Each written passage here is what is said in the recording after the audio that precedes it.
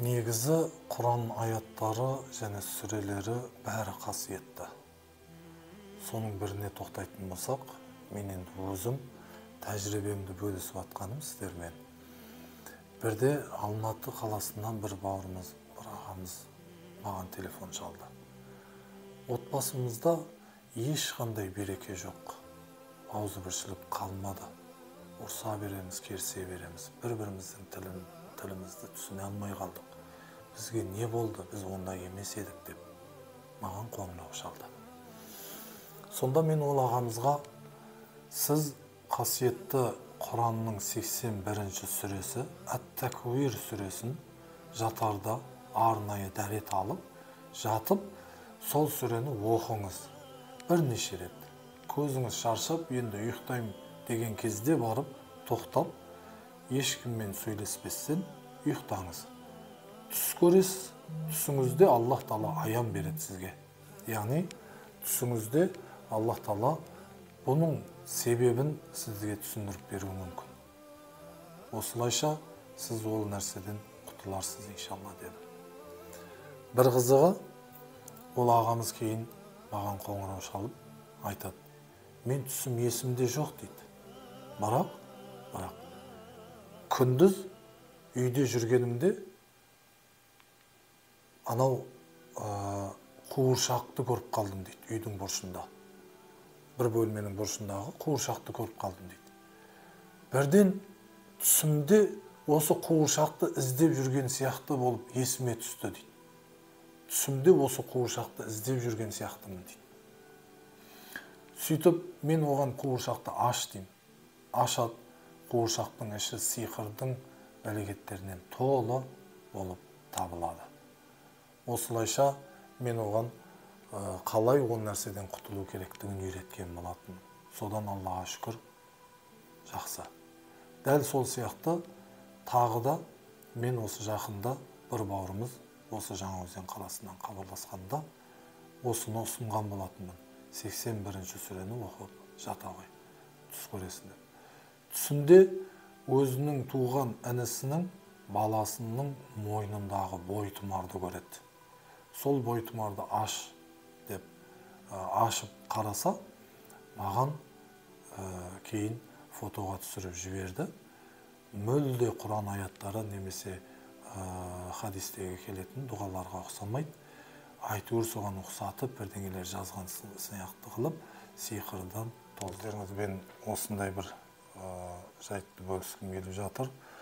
Бұл мәселе көптеген отбасыларда болғандықтан, осыны өздеріңізбен бөлісіп, аз да болса бір пайдамды тигізейін деген ниетте, қалай біз дуаның зиянынан аман қаламыз.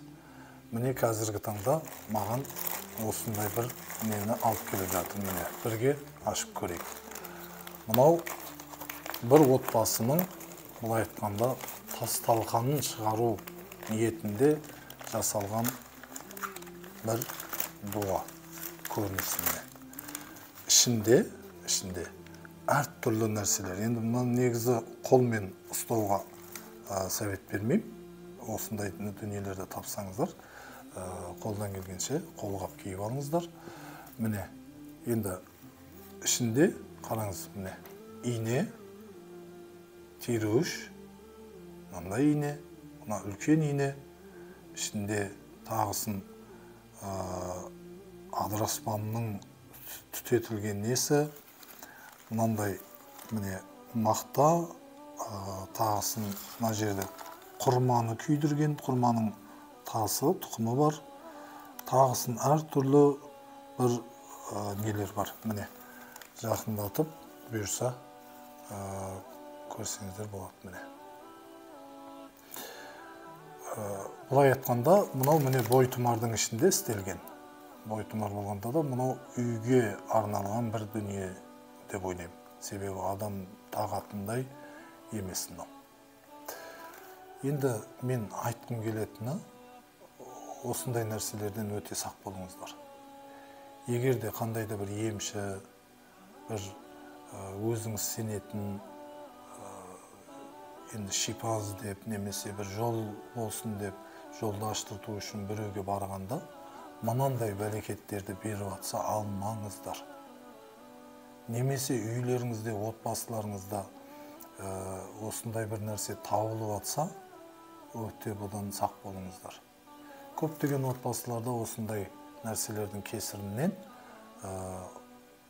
ұрыс керіс жанжал болып, тіпті ажырасуға дейін барады. Қасиетті Құранда Бақара сүресінің 102 аятында Аллах Тағала бұйырады, еврейлерді осы дуаның бір мақсатын, яғни ерлі зайыптыларды қалай ажырату керектігін үйреніп алған болатын дейді.